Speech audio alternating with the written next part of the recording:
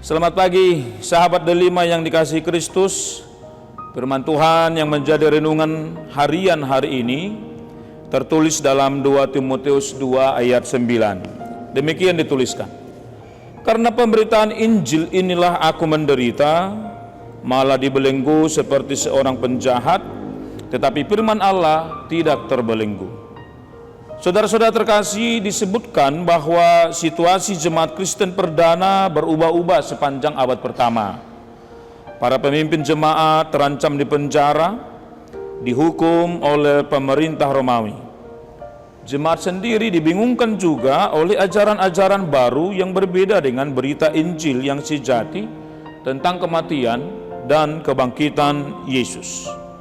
Melihat kondisi ini, Rasul Paulus sebagai penulis surat ini mengajak Timotius untuk menjadi prajurit yang baik dari Kristus dan berani menanggung penderitaan.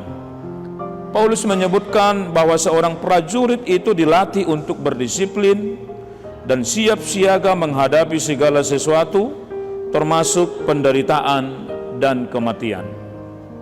Sahabat delima yang dikasihi Tuhan, penderitaan merupakan sesuatu hal yang sebisa mungkin dihindari oleh banyak orang. Ini manusiawi karena manusia tidak suka hidup menderita. Akan tetapi Paulus justru mendorong Timotius untuk menjadi kuat dan ikut menderita dalam pelayanan pemberitaan Injil. Paulus bukan tanpa alasan mendorong Timotius untuk menderita. Dasar alasan Paulus adalah kasih karunia Allah di dalam Yesus Kristus. Paulus memberikan 3 gambaran kepada Timotius tentang bagaimana menjadi kuat dalam menghadapi penderitaan.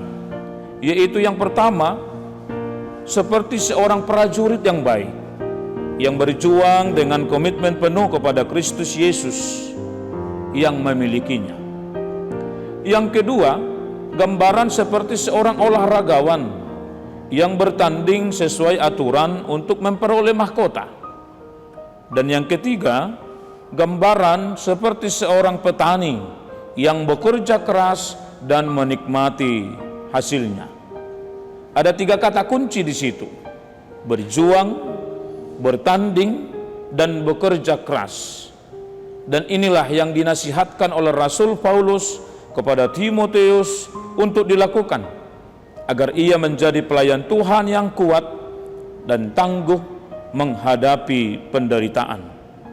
Selain itu, Paulus menegaskan bahwa dalam segala sesuatu yang dialami Timotius, Tuhan akan memberikan hikmat dan pengertian yang dibutuhkannya. Yesus Kristus pernah menderita, tetapi kemudian menerima kemuliaan yang kekal. Paulus adalah bukti nyata dari anugerah dan kekuatan Allah itu. Karena pemberitaan Injil yang diberitakan Paulus, ia mengalami banyak penderitaan. Namun dengan anugerah dan kekuatan Allah, ia bersabar menanggung semua penderitaan itu.